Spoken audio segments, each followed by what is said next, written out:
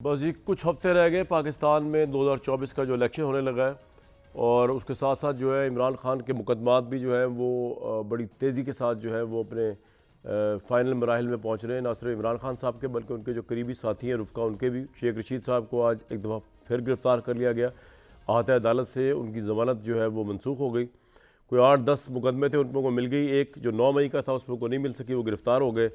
तो पता नहीं वो इलेक्शन में भी दस्तयाब होते या नहीं होते। इसी तरह आज बानी पीटीआई जो है उन्होंने अडयाला जेल में मीडिया से बातचीत की, लेकिन इससे पहले कि उनकी बातचीत कुछ बातें आपको बताऊं, उनके ऊपर जो है इद्दत दौरान इद्दत निकाह का जो है उन पे और बुशरा साहिबा के ऊपर वो मुकदमा जो है उसकी फ़र्द जुर्म आयद हो गई है। रावलपिंडी में इद्दत में निकाह के केस में उनको ये सुनाई गई पढ़ के। सीनियर सिविल जज थे कुदरतुल्लाह, उन्होंने ये सारा काम किया। दोनों मुल्ज़िमान ने जो है बेसिकली सेहत जुर्म से इनकार किया। फ़र्द जुर्म के वक्त इमरान खान तो अदालत में मौजूद थे, लेकिन बुशरा बीबी जो थी वो निकल चुकी थी और उनकी गैर मौजूदगी में अदालत ने जो है वो बहुत ज़्यादा बरहमी का भी इजहार किया। इस केस में और अलकादिर ट्रस्ट के अंदर बुशरा बीबी गिरफ़्तार भी हो सकती हैं इलेक्शन से पहले ही। मैं वैसे ही आपको अपना हंच दे रहा हूँ, ये खबर नहीं है, लेकिन वो हो सकती हैं। इसी तरह इमरान खान साहब ने वहाँ सहाफ़ियों से बात किया अडयाला जेल में। उन्होंने दोबारा चीफ जस्टिस को कहा कि वो मुसलमान हैं और मुसलमानों के बारे में अल्लाह ताला ने कहा है कि उनसे दुश्मनों से भी इतनी नफ़रत ना करो कि इंसाफ ना कर सको। और ये इलेक्शन कमीशन, पुलिस, वफाकी तहकीकाती इदारे, FIA, ये सब लंदन माहदे का हिस्सा है।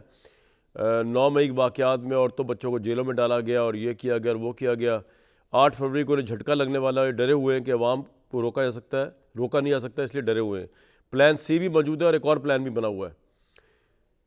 मेरे साथ जो आज लोग मौजूद हैं उनसे जानने की कोशिश करते हैं कि इमरान खान साहब इतने जो कॉन्फिडेंट हैं कि 8 फरवरी को एक प्लान C आएगा और प्लान C के अलावा एक और भी आएगा, वो क्या हो सकता है, इस पे जानने की कोशिश करेंगे। दूसरा, हुकूमत ने जो है वो जजेस, सुप्रीम कोर्ट के जजेस के ऊपर जो है वो जो दुशराम तराजी सोशल मीडिया में हो रही है उसको लेकर एक GID तश्कील दे दी है, जिसमें एडिशनल DIG FIA जो है वो ISI, IB और PTA के नुमाइंदे मिलकर जो है रिपोर्ट पेश करेंगे, मुरतब करेंगे। तो मैं अपने भाइयों को सोशल मीडिया में बताना चाहता हूँ कि ज़रा एहतियात करें।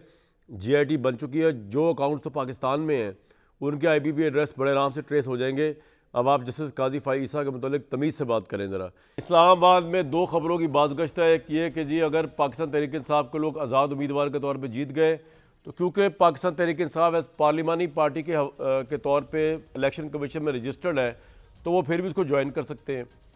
और दूसरी खबर जो है वो आज जो शुरली छोड़ दी है बानी पीटीआई इमरान खान साहब ने, प्लान C भी है उनके पास जो 8 फरवरी को निकलेगा और उसके अलावा भी एक प्लान है। आमिर भाई, इस्लामाबाद में ये जो बाज़गश्त है कि जी ये एज अ पार्टी तो कायम है, आपकी क्या रीडिंग है इसके ऊपर कि अगर आज़ाद मेंबर्स के तौर पे PTI जीतती है इलेक्शन तो पार्लिमानी पार्टी को ज्वाइन कर सकेगी? पार्लिमानी पार्टी फिर भी रेलिवेंट रहेगी? इनको इनकी मखसूस नशिस्तें भी मिल जाएंगी या नहीं?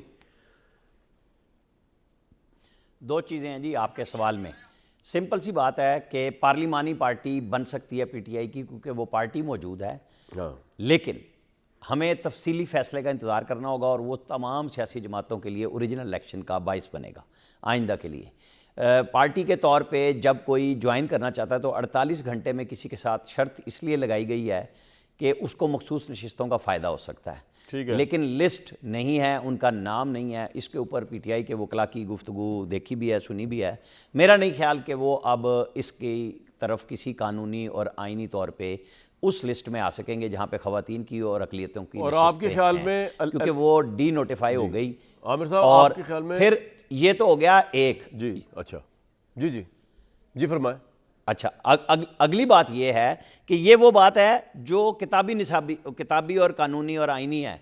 आगे अब आप चलें, जो जहाज़ अलीम खान और तरीन ने चलाए खान साहब के लिए, और उस वक्त हमजा शहबाज और शहबाज शरीफ को बाकायदा धमकियों के साथ घरों पे बिठाया हुआ था कि उनकी तरफ आज़ाद आना चाह रहे थे कि आपने कोई नहीं लेना, ठीक है। सिर्फ सियालकोट से एक राना साहब थे MPA जिनको ख्वाजा आसिफ ले गए थे और नून में शामिल करा लिया था। बाकी सारे आपने देखी थी वो तस्वीरें, सोए जागे जहाज़ों में जा रहे थे भर भर के, और वो सहूलतकारी हुई थी और उनको बाकायदा PTI। तो आमिर साहब आप ये कह रहे हैं कि ये विशेष सर्कल चलता रहेगा, आज़ाद टूटते रहेंगे, पार्टियां टूटती रहेंगी, फूटती रहेंगी, ये सब चलता रहेगा? नहीं, ऐसे नहीं, क्योंकि पहले 48 घंटे हैं कि वो आज़ाद किसी पार्टी में अगर वो ज्वाइन कर लें पीपल्स पार्टी को, वो नून को, IPP को, तो उनकी मखसूस नशिस्तों का भी फायदा हो जाएगा और वो फंस जाएंगे।